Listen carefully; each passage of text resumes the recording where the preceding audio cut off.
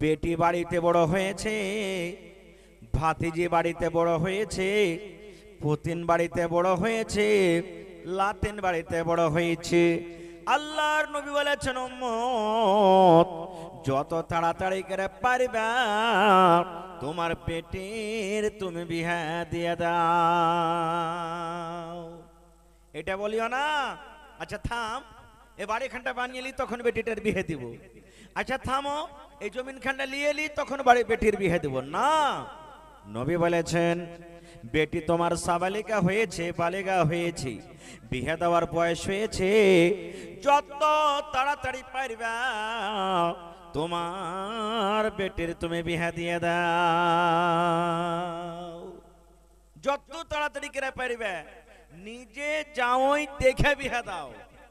কিন্তু এখন যদি যাওই দেখতে যাই তো কি কইবে, হবে এর বেটির মধ্যে কোনো আইব আছে নাকি? আর গায়ের মুসলিম ভাইরাকে দেখেন জামাই দেখতে এসেছে, দেখতে যাই না, মানে যে কাজটা আমাদের মুসলমানকে করা উচিত ওরা ওইটা করছে। যদি আমরা মুসলমান জামাই দেখতে চলে যাই তাহলে কিন্তু আমাদের কিলো কাল শুরু হয়ে যাবে। জি না, জামাই দেখে বিয়ে দিতে হাদিস আছে, হাদিসে প্রমাণ আছে। তো রাসূল বলেছেন, হে উম্মত যখন তোমার বেটি সাবালিকা হয়ে যাবে তাড়াতাড়ি করে বিয়ে দিয়ে দাও, 3টা কামে দেরি করিও না। তা আপনারা কইবেন যে হাজী মাওলানা বেটির বিয়ে দিবার কথা আছে আর বেটার কি করতে হবে? নবী বলেছেন, বেটি বাপের জিম্মেদার আছে, অর্থাৎ বেটির বিয়ে বাপ দিবে, বেটির বিয়ে বাপকে দিতে হবে। কিন্তু নবীজি কোনো গার্জিয়ানকে বলেননি, হে গার্জিয়ান, হে বাপ তোমার বেটার বিয়ে তুমি দিয়ে দাও। বেটা ছেলের বিয়ে দেওয়ার জরুরি নয়, বিয়ে দিতে হবে, দিচ্ছে, এটা আলাদা কথা। কিন্তু নবীজি ডাইরেক্ট জওয়ানকে ডাকতে বলছেন। কেন? হে যুবকের দল, হে নওজওয়ানের জামাত, ইয়া মাশারাশ শাবাবি, হে যুবকের দল, হে নওজওয়ান, তুমি যদি বিয়ে করার মুরদ থাকে, যদি তোমার বিয়ে করার ক্ষমতা থাকে, নবী বলেছেন তুমি বিয়ে করো। ডাইরেক্ট নবীজি জওয়ানকে বলেছেন, বিয়ে করার তোর মুরাদ আছে বিয়ে কর। কিন্তু একটা বেটি ছেলেকে বলা হয়নি তুই জওয়ান হয়েছিস তুই বিয়ে করে লে। কেন? বেটি ছেলে নিজের মনে মনে বিয়ে করতে পারবে না। এই জন্য তো ইমাম সাহেবেরা যখন বিয়ে পড়াইতে যায় তখন বলেন কি, হে হালেমা, হে জায়েদা, খালেদারে শুন, এতরে টাকা মোহর নগদ, এই মোহরের এওয়াজে অমুকের ছেলের সাথে তোর বিয়ে দিতে দেওয়ার হয়েছে, তুই রাজি আছিস কি না? আল্লাহ রাসূল বলেছেন, যদি কুমারী বেটি ছেলে হয়, আইফি যদি বেটি ছেলে হয়, যদি মুখে বলে দেয় যে হ্যাঁ আব্বা আমি রাজি আছি, তো ঠিক আছে। আর যদি চুপ থেকে যায়, কথা না বলে, তাহলে রাসূল বলেছেন সেটাও কিন্তু তাকে মানতে হবে, বেটি ছেলেটা রাজি আছে, বেটি ছেলেটা রাজি আছে। কারণ বাপ যদি রাজি না থাকে কোনো বেটি ছেলের বিয়ের, ওই বেটি ছেলের কিন্তু বিয়ে হবে না। খুব মেলায় জনা দেখবেন না, বাপ রাজি নাই, কোর্ট ম্যারেজ করে নিয়ে চলে আইলো, হয়েছে না হয় না? কাহা কি বাপ বানিয়ে দিলে চলে গেল, চলবে না, ওইটা বিয়ে, বিয়ে চলবে না। বাপকে রাজি হইতে হবে। বাবার যে গার্জিয়ান, অভিভাবক আছে, দাদু আছে, চাচা আছে, মায়ের লোক গার্জিয়ান হইতে পারবে না। মা যদি রাজি হয়ে যায়, বাপ রাজি না হয় তো বিয়ে চলবে না। খুব বাপকে রাজি হইতে হবে, তাহলে বিয়েটা হবে। আর যদি গার্জিয়ান রাজি না থাকে, আর যদি কোর্ট ম্যারেজ করলাই বা কোন ইমামের কাছে যে বিয়েটা পড়িয়ে লাই, নবী তার ব্যাপারে কি বলেছেন জানেন? ফানিকা হোহা বাতেলুন, ফানিকা হোহা বাতেলুন, ফানিকা হোহা বাতেলুন।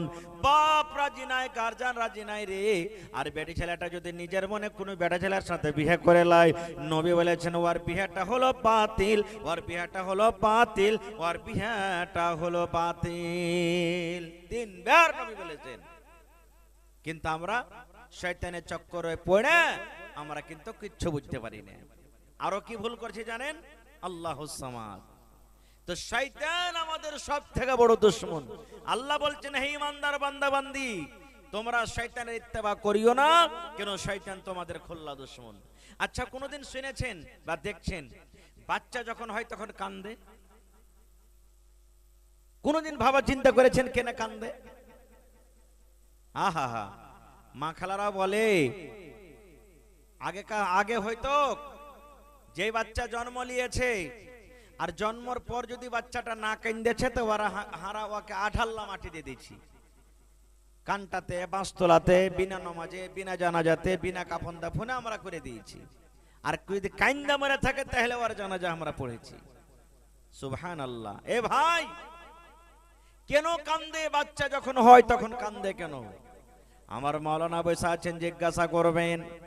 আল্লাহর নবী বলেছেন, মায়ের রেহামে যতদিন বাচ্চা থাকে, মায়ের রেহামে পেটে যতদিন বাচ্চা থাকে, অতদিন দুনিয়ার কোনো মুসিবত ওই জায়গাতে পৌঁছতে পারে না, কোনো শয়তান পৌঁছতে পারে না। কিন্তু যখনই বাচ্চাটা হয় সেদিন থেকে শয়তান মানুষের পিছে লেগে যায়। আর ওই শয়তান মায়ের পেটে ওই বাচ্চাটাকে এমন জোর করে ফাট মারে, ওই ফাটের কষ্টতে মায়ের কারণে বাচ্চা তখন কাঁদতে লাগে, হাও মাও করে চিৎকার করে।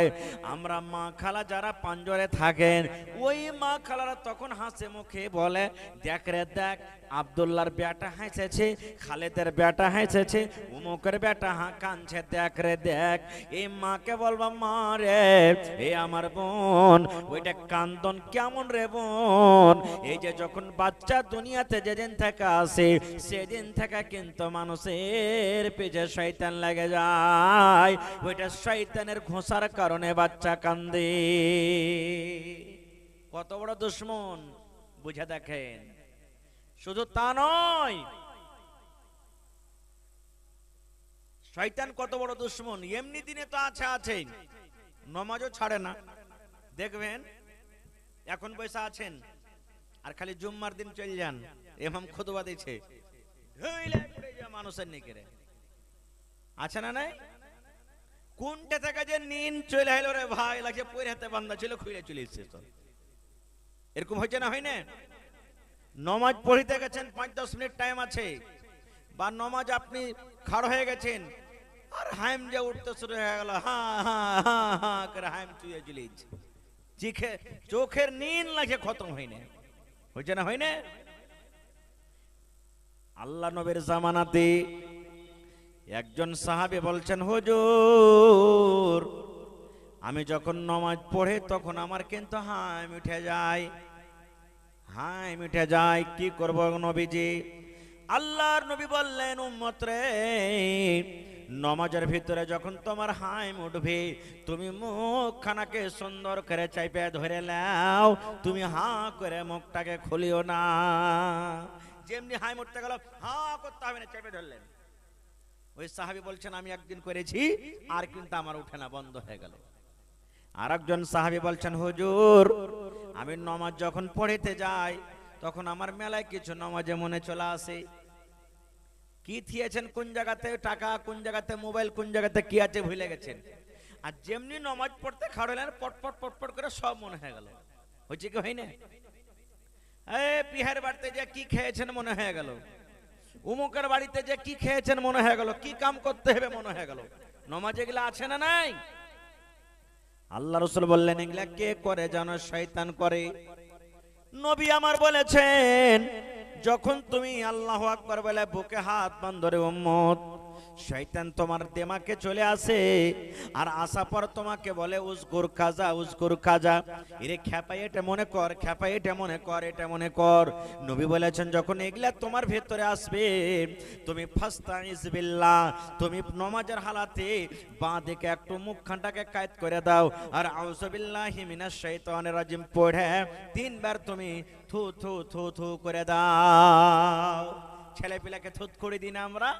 নবী বলেছেন, তুমি বাঁ দিকে মুখখানটা একটু করে লাও, নমাজ ছাড়তে হবে না। কিন্তু নমাজে যাইতে মনে চলে আসছে, মা খালারা আপনারাও শুনেন, নমাজে যাইতে মনে চলে আসছে, তো রাসূল বলেছেন, একটু তুমি মুড়িটা কায়েদ করে লাও, আউযু বিল্লাহি মিনাশ শাইতানির রাজিম মনে মনে পড়ে 3 বার তুমি থুতু করে লাও। ফের এমন লাচ্চার ছোপ দিও না যে পাঞ্জর করালা খারাপ হয়ে যায়, ভিজে যায়, এরকম না হওয়া চাই।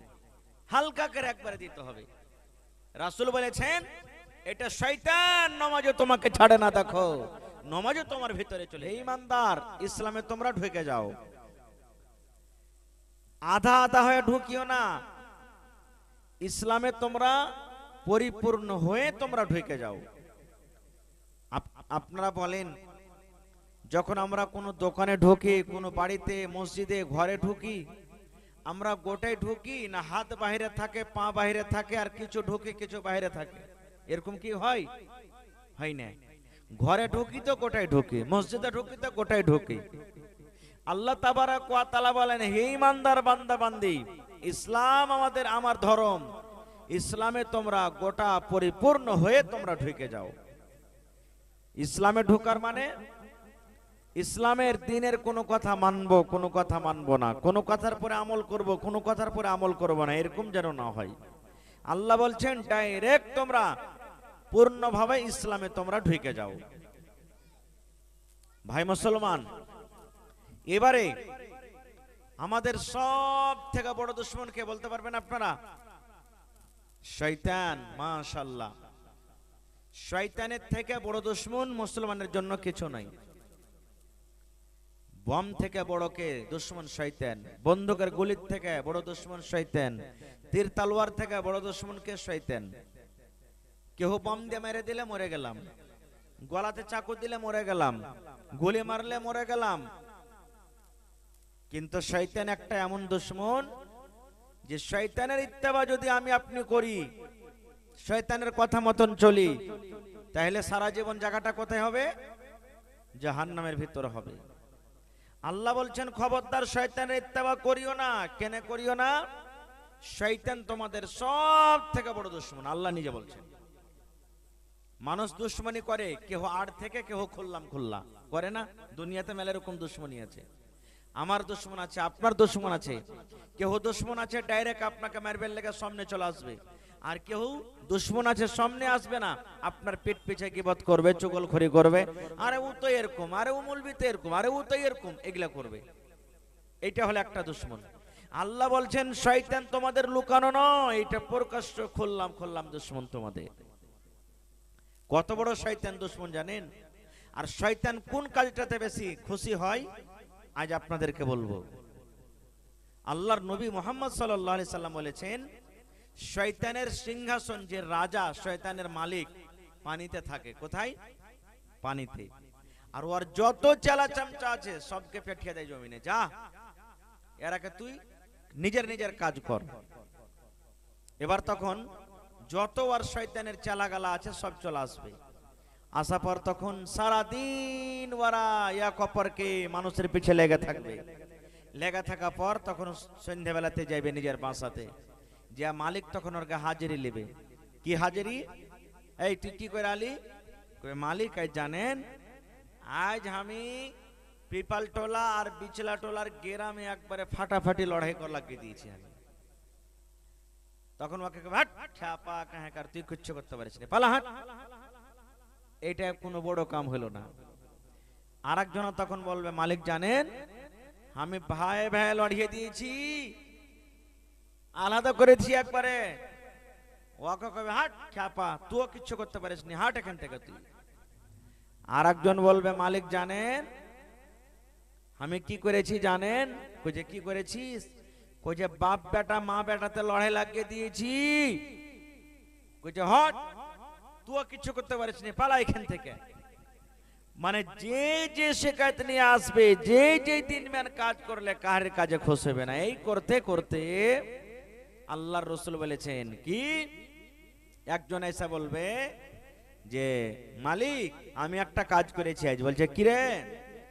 কইছে আমি মিয়া বিবির পিছে, স্বামী স্ত্রীর পিছে আমি লাগতে লাগতে লাগতে এমন অবস্থাতে পৌঁছে দিয়েছি যে ওরকে দুজনের তালাক করে দিয়েছি আমি।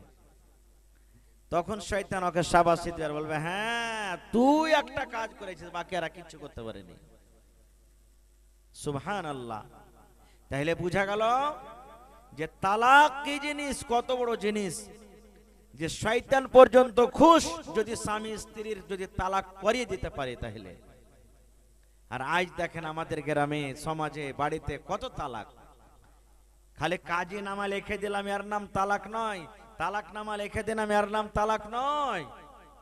নবী বলেছেন কি জানেন? রে আমার উম্মত, তিনটা জিনিসে তোমার মজাক করা চলবে না। কয়টা জিনিস? তিনটা জিনিসে তোমার মজাক করা চলবে না।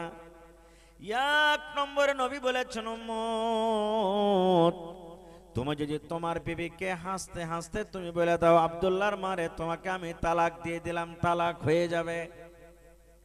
হে আব্দুল্লাহর মা, রাগ করেছে, রুটি বানাইতে লেট হয়েছে, ভাত রান্না করতে লেট হয়েছে। নওজোয়ান মানুষ ভালো করে শুনেন, দিনের কথা বলছি ভাইরে। আপনি মাঠে কাম কাজ করতে চলে গেছেন, লাহারে নিয়ে যেতে দেরি হয়ে গেছে, রাগ করে বিবিকে আপনি ফোনে কিংবা ডাইরেক্ট সামনে বললেন, তোর মতন বিবিকে রাখবো না রে, তোকে তালাক দিয়ে যেন তুই বাড়িতে চলে যা।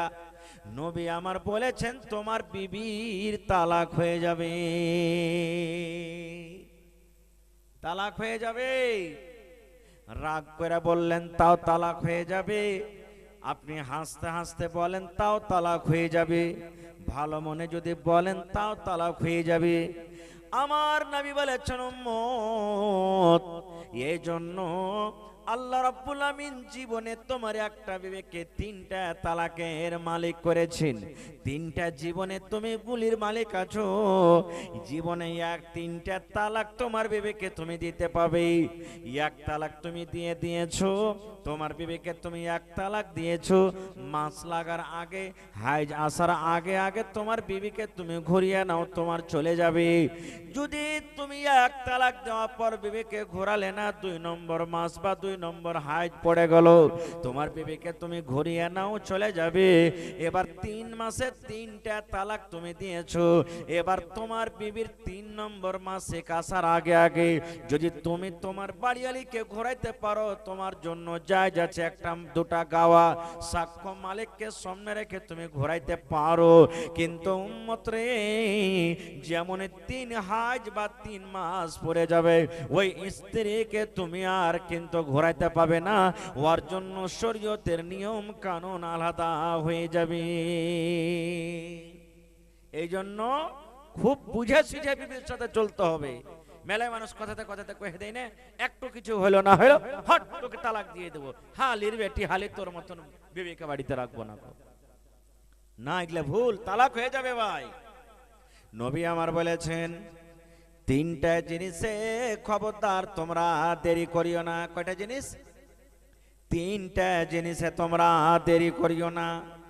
1 নম্বর নবী বলেছেন, উম্মত, যখন তোমার নামাজের টাইম হয়ে যাবে, নামাজের যখন সময় হয়ে যাবে, তুমি দুনিয়ার যে কোনো কাম করো না কেন, তাড়াতাড়ি করে তুমি আল্লাহর ঘরে তুমি চলে যাও। কারণ আজানের পর, কারণ নামাজের টাইমে তোমাকে অন্য কোনো কাম করতে হবে না। যত তাড়াতাড়ি করে পারবে তুমি আজানের টাইমে অর্থাৎ নামাজের টাইমে তুমি নামাজ পড়ো। 2 নম্বর নবী বলেছেন, তোমার বাড়িতে যদি মাইয়াত হয়ে যায়, গ্রামে যদি মাইয়াত হয়ে যায়, গ্রামে যদি জানাজা হয়ে যায়, নবী বলেছেন তুমি তাড়াতাড়ি করে দাফন করে দাও। কারণ লোকটা যদি ইমানদার হয়, লোকটা যদি নেককার হয়, তাড়াতাড়ি করে নিজের আরামের জায়গাতে পৌঁছে যাবে। আর লোকটা যদি পাপী হয়, গুনাহগার হয়, তাহলে দুনিয়ার বোঝ, জমিনের বোঝ থেকে সে কিন্তু হালকা হয়ে যাবে। নবী বলেছেন তোমার গ্রামে যদি মাইয়াত হয়ে যায়, যত তাড়াতাড়ি করে পারবে তুমি কাফন দাফনের ব্যবস্থা করে দাও। এটা করিও না যে আজ 3টার সময়তে মরলো তো কাল 10টাতে মাটি, না, পারো তো আইছি মাটি দিয়ে দাও, রাইত হবে। যত তাড়াতাড়ি করে পারবে। রাইতে মাটি দেওয়ার প্রমাণ হাদিস আছে। আল্লাহর নবীর জামানাতে একটা মায়ে লোক মসজিদে ঝাড়ু দিত, মসজিদের ঝাড়ু পোছা করতেন মহিলাটা। হঠাৎ করে নবীজি একদিন দেখছে নাই মসজিদে, যারা নামাজ পড়তে গেছিলেন মুসাল্লি সাহাবায়ে কেরাম, তারাকে বলছেন, হাগো ওই মসজিদের ঝাড়ুদারনিটা কই, দেখতে পাই না, বেমার সেমার হয়েছে নাকি না কোন ঠিক আছে? সাহাবীরা বললেন, হুজুর ওর তো মত হয়ে গেছে, মারা গেছে মহিলাটা। নবীজি বললেন কাফন দাফনের টাইম কখন করেছো? বলছে হুজুর রাইতই আমরা করে দিয়েছি। তো বলেন আমাকে যে জানাওনি তোমরা? বলছে সামান্য একটা মসজিদের ঝাড়ুদার নেই, মসজিদ মানে ছোট কাম মনে করতো। আর আপনি একটা নবী, এত বড় মানুষ, কত কষ্ট দিব রাইতে আপনাকে, ওই লেগে আমার রাইতে কাফন দাফন করে দিয়েছি। এই দেখেন সামান্য মসজিদের ঝাড়ু দিত। আহা হা হা। নবী যখন কথাটা শুনলেন, নবী আমার বললেন হে আমার সাহাবীরে, হে আল্লাহর বান্দা তোমরা শোনো। ওয়ালাইকুম আসসালাম।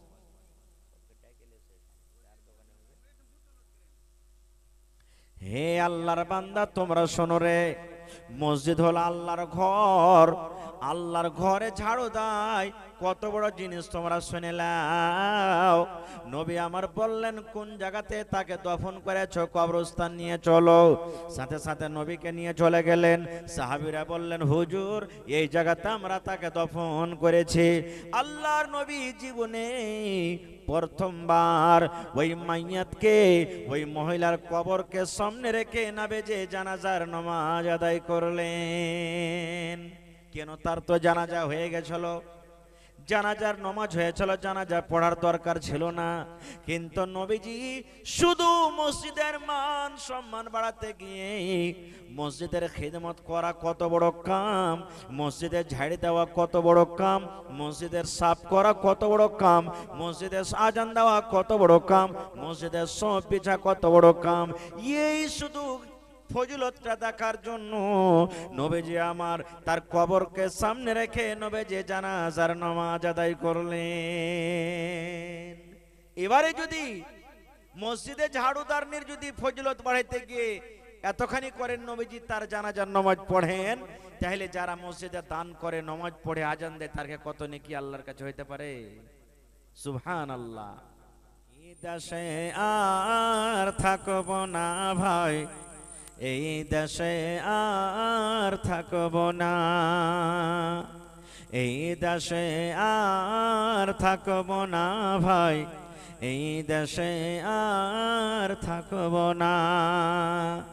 বেধর্মের মতো আমি এই জীবনকে রাখব না, এই দেশে আর থাকব না ভাই, এই দেশে আর থাকব না। এ দেশের প্রথা খারাপ, এ দেশের চলাচল, সমাজেরই নেতা হবে যাদের আছে লাঠের বল। এ দেশে আর থাকব না ভাই, এ দেশে আর থাকব না, এ দেশের প্রথা খারাপ, এ দেশের চলাচল, সমাজেরই নেতা হবে যাদের আছে টাকার বল। মাশাআল্লাহ। কি তোমার নাম? উসমান হাজি। আল্লাহর নবী সাল্লাল্লাহু আলাইহি সাল্লাম একদিন সাহাবীরাকে বলছেন, মানে মসজিদের আগে একটু খালি জায়গা ছিল, ফাঁকা জায়গা। তো একদিন বললেন যে হাজি এই ফাঁকা জমিনটা কিনে কে দিতে পারবে মসজিদে? আল্লাহকে জান্নাত দিবে। ফাঁকা জায়গাটা আছে কিনে মসজিদে লাগিয়ে দিবে, তো জান্নাত দিবে। নবীজির জামাই উসমান খাড়া হয়ে গেলেন। নবীজির জামাই হলো কে? উসমান। আর নবী সাহেব দুটা বেটির বিয়ে দিয়েছিল ওর সাথে। কয়টা বেটি? দুটা বেটি। তাহলে কইবেন যে দুটা বেটি কি একসাথে যাওয়া যায়? যাচ্ছে না, একসাথে এক মার মানে পেটের দুটা বহিন একটা পুরুষের কাছে থাকতে পারবে না একসাথে। একটাকে তালাক দিবে কিংবা একটা মরে গেল, তাহলে আরেকটা লিয়ে থাকতে পারবে। এটা হাদিস শরীয়ত এটা। তো নবীজির বড় জামাইয়ের নাম হলো আবুল আস রাদিয়াল্লাহু তাআলা আনহু। ও যখন এবার দুই নম্বর জামাই হলো কে? হযরত উসমান রাদিয়াল্লাহু তাআলা আনহু। প্রথম বেটির বিয়ে দিলেন, এবারে মানে মাইঝা বেটির বিয়ে দিলেন, ওইটা মারা গেল। নবীজি নিজের আরেকটা বেটির বিয়ে দিয়ে দিলেন উসমানের সাথে। এই জন্য নবীজির 4টা বেটি আর জামাই 3টে। একটা নাম হলো আবুল আস, আর একটা নাম হলো উসমান রাদিয়াল্লাহু তাআলা আনহু, আর সব থেকে ছোটটার নাম হলো কি হযরত আলী রাদিয়াল্লাহু তাআলা আনহু। তো উসমান গানি বলছেন হুজুর এই জমিনটা কিনে আমি লাগিয়ে দেবো, যত টাকা লাগবে। সুবহানাল্লাহ। তো সেই নামে নাম পেয়েছি। তো উসমান গানি 500 দিয়েছে, আর 500 টাকা দিয়ে 1000 পারবে না? পারবে না? ভারী হয়ে যাবে নাকি? সুবহানাল্লাহ। এই দেখেন 500 টাকা জমা করে দিয়েছেন। তো এক এক বড়া সিমেন্ট গালায় দিয়ে দিও, জন পালাস্তার হবে তখন পরে জুলুম হয়ে যাবে। আচ্ছা ঠিক আছে, হ্যাঁ দিয়েছে তো সবাই, সবাই দিয়েছে। মাশাআল্লাহ, জাযাকাল্লাহ, হায়াকাল্লাহ, বারাকাল্লাহ। হে রব্বুল আলামিন, ওসমান গানি 500 টাকা আল্লাহ তোমার ঘরের জন্য জমা করে দিলেন। 5000 টাকা মনে করে তুমি কবুল করে নাও। মনের আশা আল্লাহ পুরো করো। রোজি রোজগারি আল্লাহ বরকত দাও। কামাই থামাইতে তুমি বরকত দাও। দুনিয়ার ভেজাল, দুনিয়ার ফিতনা থেকে আল্লাহ বাঁচিয়ে রাখো। যতদিন দুনিয়াতে বাঁচবে ইমানের হালাতে রাখো, নেককার করে রাখো। রব্বানা তাকাব্বাল মিন্না ইন্নাকা আনতাস সামিউল আলিম। আমিন সুম্মা আমিন। হয়নি, হবে না, হতে পারে না, আমার নবীর সাথে কারো তুলনা। হয়নি, হবে না, হতে পারে না, আমার নবীর সাথে কারো তুলনা। হায়রে তুলনা তো দূরের কথা, ছায়াও মিলে না। হয়নি, হবে না, হতে পারে না, আমার নবীর সাথে কারো তুলনা। আর দেওয়ার মতন আছেন কেহ এখন? যদি কেহ দেওয়ার মতন থাকে তো দেন, মন করছে নাকি? একটা একটা করে আসলে মেলায় সময় লেগেছে। যা যা আছে দিয়ে যান, 2-1 মিনিট আমি আছি। শেষ একটা লাস্টে গাজাল পড়বো। গাজালটা পড়তে পড়তে যদি কাহরি দেওয়ার থাকে আপনারা দিয়ে চলে যান ভাই, কারণ নেক কামে দেরি করতে হয় না। আল্লাহ রাসূলের হাদিস।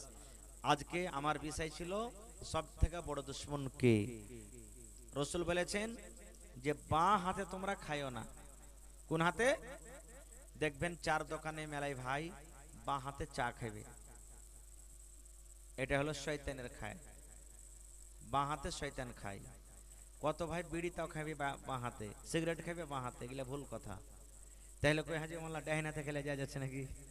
হ্যাঁ জি না, মানে বলার উদ্দেশ্য হলো তো একটা খাইছে তো গুনাহ হয়েছে।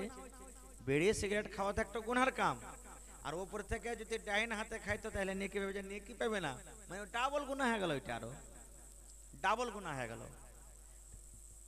তো এই লেগে বাঁ হাতে খাইতে হবে না, খো ডাইন হাতে খান। আপনি ভাত খান, রুটি খান, ডাইন হাতে খাইতে হবে আপনাকে। আর বিসমিল্লাহ বলে খানা খাইতে হবে। বিসমিল্লাহ, বিসমিল্লাহ যদি খানা না খান তো শয়তান আপনার সাথে সাথে খাইবে। শয়তান খাইবে না, খালি শয়তান খাইবে আর খাই ফের থালি খানে উল্টিও করবে। চোখে দেখতে তো পাই না আমরা, মার দানা দান, মার দানা দান, জি না, হাদিসের কথা। শয়তান আপনার সাথে খাইবে যে খানাতে বিসমিল্লাহ হয় না, ওই খানাতে শয়তান খাইবে। আর একটা কথা, মুরগি মুরগা জবাই করবেন, কি দিয়ে করবেন? বিসমিল্লাহ। যে নাম আল্লাহর নাম লে, মানে বিসমিল্লাহ বলে যে জানোয়ার জবাই করা হয় না, ওই জানোয়ারটা হলো হারাম। আল্লাহর নাম লে জবাই করতে হবে, আল্লাহর নাম লে জবাই করতে হবে। বিসমিল্লাহ বলে জবাই করতে হবে, আল্লাহর নাম লে জবাই করতে হবে। আর বিসমিল্লাহ বলে খানা খাইতে হবে। চা খান, বিস্কুট খান, ভাত খান, রুটি খান, যা খাবেন বিসমিল্লাহ বলে আপনাকে আমাকে খানা খাইতে হবে। এবার যদি বলেন যে হাজি মাওলানা বিসমিল্লাহ কহ যদি ভুলে যাই, খাইতে বসে গেছি বিসমিল্লাহ কইতে ভুলে ভুলে গেছি, এক কলালা যদি আপনার খাইনি মানে থালতে খাবার থাকে, এক কোটা যদি বিস্কুটের পিস বেচা আছে, এক কামড় যদি খানা বেচা আছে, আর মনে পড়ে গেল আরে আমি তো বিসমিল্লাহ কহিনি, তো রাসূল বলেছেন তুমি তখন পড়ে নাও। তো তখন একটু আলাদা করে পড়তে হবে, কি বিসমিল্লাহি আউয়ালুহু ওয়া আখিরুহু, এটা পড়িতে হবে। আপনি যখন এটা পড়ে দিলেন তো শয়তান আপনার সাথে সাথে যতটি খানা খাইলে ও উল্টে দেবে, পচাতে পারবে না। আর একটা জিনিস মা খালারাকে বলবো, বাচ্চারাকে যখন দুধ পান করাবে তখন বিসমিল্লাহ কহে দুধ পান করাইবে। মেলায় বাচ্চা কেনে কান্দে জানেন? মাঠ থেকে কান্ডে থেকে কুন্ডে থেকে আইলো কাম করে, বাস বাচ্চা কানলে দুধ ধরিয়ে দিলে, জিন্না বিসমিল্লাহ বলে দুধটা আপনি ধরাইবেন। দোসরি কথা যে বাচ্চা বিসমিল্লাহ পড়িতে পারবে না, আপনি বিসমিল্লাহ বলে দুধ ধরাইবেন। দোসরি কথা ভাইয়েরাকে বলবো, মাঠ থেকে বাজার থেকে কোনটা থেকে আসবেন মেলাবে হুড়মুড়িয়ে একবারে সাইকেল নিয়ে মোটরসাইকেলে বাড়তে চলিয়ে, যেটাও ভুল। বিসমিল্লাহ বলে আপনাকে বাড়তে সান্ধিত হবে, বিসমিল্লাহ বলে বাড়তে সান্ধান। আল্লাহ রাসূল বলছেন আপনার পিছে পিছে শয়তান আছে, বিসমিল্লাহ যদি পড়ে সান্ধান তো গেট থেকে ঘুরে চলে যায়, আর বিসমিল্লাহ যদি পড়ে না সান্ধান তো আপনার সাথে সাথে শয়তানও বাড়ি সান্ধিয়া গেল বাড়তে জায়গা পেলে। কিন্তু এবার আপনি ঘরে সান্ধাবেন, রাসূল বলেছেন তুমি বিসমিল্লাহ বলে ঘরে পা দাও। সবাইকে বলছি মেয়ে লোক মত লোক শিখেলেন। এবারে বিসমিল্লাহ বলে যদি আপনি ঘরে পা দিলেন শয়তান দুয়ার থেকে ঘুরে গেল। আর যদি বিসমিল্লাহ বলে যদি আপনি না সান্ধালেন তাহলে ঘরও আপনার শয়তানে জায়গা করে দিলে। এবার যখন শুধবেন তখন কি দোয়া পড়বেন? জি, আল্লাহুম্মা বিসমিকা। কি পড়বেন? আল্লাহুম্মা বিসমিকা আমুতু ওয়া আহইয়া। এটা তো শুধবেন তখন পড়বেন। পা দিবেন বিছানায় তখন বিসমিল্লাহকে পা দিতে হবে। কোন পা? ডাহিন পা দিতে হবে আগে। কোন পা? ডাহিন পা দিয়ে বিসমিল্লাহ বলে আপনাকে সান্ধাইতে হবে, আগে পা দিতে হবে বিছানায় বিসমিল্লাহ বলে। যদি বিসমিল্লাহ বলে পা না দিলেন তো বিছানো শয়তান কবজা করে নিলেন, বিছানো কবজা করে নিলে আপনার লাখে পেস্টি কেনা হয় জানেন? লাখে কেনে পেস্টি হয়। শয়তান রাইতের বেলাতে আপনার লাখে সান্ধিয়ার করে নিন পড়ে আর রাত কাটায় যদি দুয়া পড়ে না শোধেন তাহলে। আর ওই শয়তান রাইতে পায়খানা করে তখন গেলে পেস্টি হয়। জি, আমরা এগুলা ছোট ছোট জিনিস মনে করছি, এগুলার কোন আহামিয়াত নেই। প্রত্যেক ভালো কাজে ডাহিন পা আগে, বাঁ পা পিছে। বিছানে সান্ধাবেন চড়বেন ডাহিন পা আগে, মসজিদ সান্ধাবেন ডাহিন পা আগে, লেট্রিন যাবেন বাঁ পা আগে, লেট্রিন থেকে বাড়াবেন ডাহিন পা আগে, মসজিদে সান্ধাবেন ডাহিন পা আগে, মসজিদ থেকে বাড়াবেন বাঁ পা আগে, বিছানে চড়বেন ডাহিন পা আগে, বিছান থেকে নামবেন বাঁ পা আগে, লেট্রিন সান্ধাবেন বাঁ পা আগে, আর লেট্রিন থেকে বাড়াবেন ডাহিন পা আগে। এখানে কিন্তু ভালো কাজ লয়, লেট্রিনটা ভালো জায়গা তো লয়, এই লেগে বাঁ পা আগে দিতে হবে। আর বাড়াবার সময় লেট্রিন থেকে বাহির ঘন্টা ভালো, এই লেগে ডাহিন পা আগে বাড়াইতে হবে। তো মাশাআল্লাহ একজন 200 টাকা জমা করেছেন, আল্লাহ তুমি 2000 টাকা মনে করে তুমি কবুল করো। এখান থেকে শেষ করছি।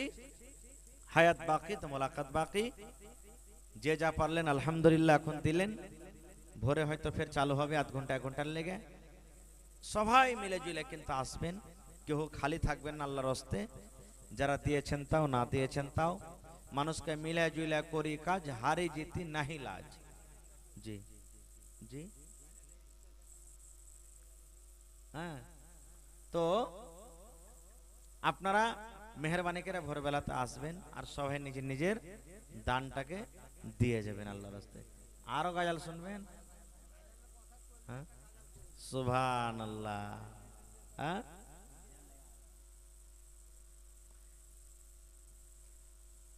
খোদা গো তোমায় মরা ডাকতে জানি না,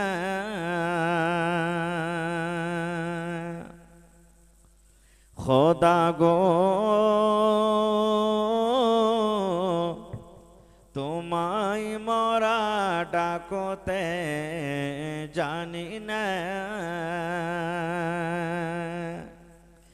ডাকার মতন ডাকলে খোদা, ডাকার মতন ডাকলে খোদা তুমি কেন শোনো না, ডাকতে জানি না।